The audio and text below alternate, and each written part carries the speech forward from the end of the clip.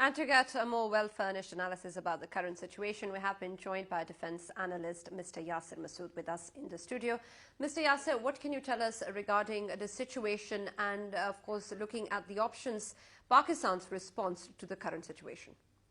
Well, first of all, I would like to comment here that whatever Modi is doing to his own country, it's no less than he's firing in his own foot.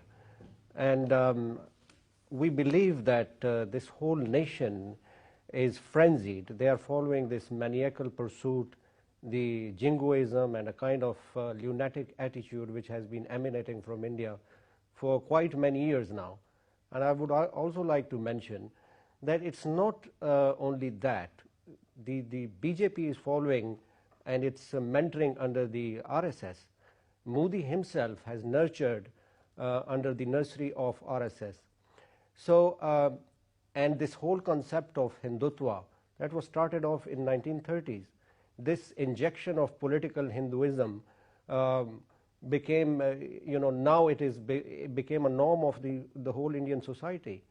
See what Indian media is up to. Look at the situation of the people. They were spreading sweets yesterday. They were dancing in the streets. So this all also reflects that this is the real time when India is exposing itself in the whole world. Pakistan, what Pakistan needs to do is that Pakistan has an opportune time to give this message to the whole world. The international community should gel and come up and resolve the Kashmir dispute, because this is the nub of the problem. Until and unless Kashmir issue is not resolved, things will carry on like this. What options are we left with? Pakistan up till now has played very sagaciously, a very savvy attitude from the Prime Minister, very calculated, very precise and very incisive.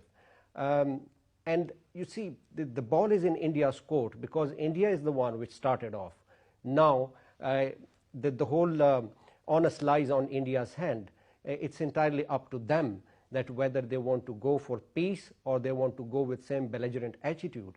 Pakistan had to respond, because it was a matter of our prestige, honor and dignity. And see, Pakistan has not violated any kind of international norm. Even today, Pakistan remained in its own territory and targeted Indian planes. So as far as peace is concerned, Pakistan has been spreading this peace overtures for quite some time now. And repeatedly, more than 5 years, Pakistan has been asking India to come on the table. It's India which is escaping from the peace talks. Right. Pakistan is ready to talk on any issue which India wants at the moment. But I believe that international community, I must say that India is, they're called the best masters in projecting the negative propaganda and narrative all over the world. I think this is the time that international community should realize and should at least understand Pakistan's concerns and narrative, because peace is the only way out. And it's not only for would harm India or Pakistan, it would harm the whole regional integration and regional growth.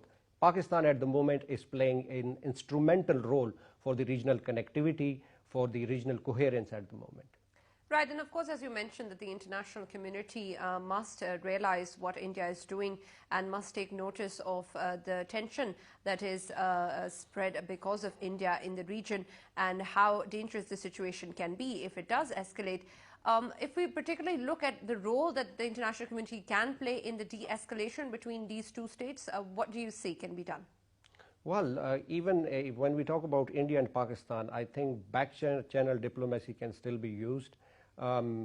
Pakistan wants peace. Pakistan doors are open regarding the peace process. Even the Prime Minister's speech today, I see that it was very well calculated. But international community, I see that Pakistan should be more proactive on the diplomatic front, on the political front, on the strategic front. Pakistan has a good relationship with China. Pakistan is cozying up towards Russia at the moment. As I just mentioned, that Pakistan is playing a very positive role. I think regionally Pakistan should integrate with them. and should tell them that this is the real face of India. India is becoming a problematic country for the regional growth and integrity. And the more India is doing that, I think it will hurt the regional countries. We also believe that this is the time of the multipolar world order, where lots of nations, they are putting their acts together for the regional growth and prosperity. Gone are the days where the nations were belligerent against each other. And this, I think, sanity must prevail on both sides. On Pakistani side, things are pretty much clear. Now it's India's turn to behave rationally. Right, and of course, as you said, that the Indian government is trying to appease the extremist narrative that prevails in India, and of course it's a no-brainer considering the upcoming elections. But does it make sense for a democratic nation to do that, in particular keeping in mind the regional implications of this tension? I must say here that it's more than that. The first thing is that Modi has been doing that in the past as well. This is the manifesto of BJP, that they have been playing over the dead bodies. They have been using this card of anti-minorities in India. They have been, there is a different expeditions like called Ghar Wapsi, and they're being forcibly, they are turning Muslim people into Hindu and likewise. So this is happening in India on daily basis. As far as Pakistan is concerned, I believe that this is not the right way for India to do anymore, because the more India is doing it, the more India is actually highlighting the Kashmir issue itself, which is in the interest of Pakistan. As far as Pakistan is concerned, we should carry on with our principal stance. And I say that what Imran Khan said today, this is an epitome of a statesman, the speech. So I believe that sanity should prevail on both sides, and both should realize that war is not in the interest of both nations. War is not in the interest of the region, and this can, if this can escalate, it's a nuclear flashpoint.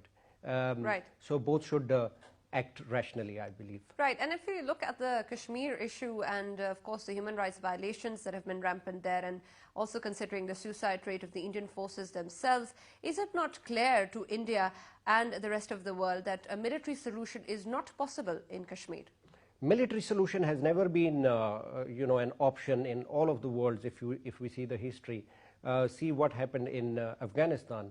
17 years of US over there, they couldn't achieve their motives. And same was the case in Vietnam War, same was the case elsewhere. So military solution has never worked out. So I believe that only peace and dialogue is the way out.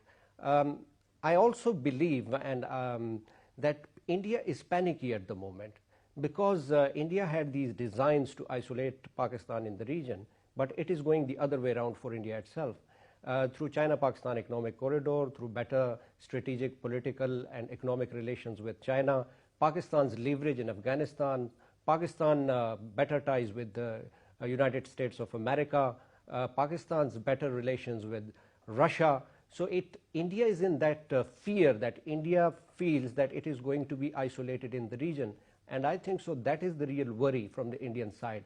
That's why they are doing these kinds of political maneuvering. India is doing these kinds of negative designs. And also India believes, India lives in that kind of impression that India considers itself as a fake hegemon of the region. So India should realize that until and unless if India doesn't come on the table, things can go from bad to worse. Right, and of course, considering the Prime Minister's call once again for peace and dialogue today, how do you see India responding considering the current situation? Well, India is still not responding rationally. India should be responsible, because on Pakistani side, and it's not only from the state narrative. I think the credit goes to Pakistani nation as well. The way Pakistan has, the nation has gelled and united with each other, on all fronts, for example, like military, civil military relationships, political domains. So from all fronts, we have one narrative. We are striving for peace. We are still pleading for peace dialogues. and Pakistan has been taking high moral grounds over many years. So I think if India does that, this can escalate the issue, and this is not going to be in India's interest. Right. And but I have an instinct that the way Pakistan responded today, it was a befitting response. It was direly needed, and I believe that now is the time when sanity would prevail on the Indian side. Right. That is the hope. Thank you very much for joining us, Mr. Yasir.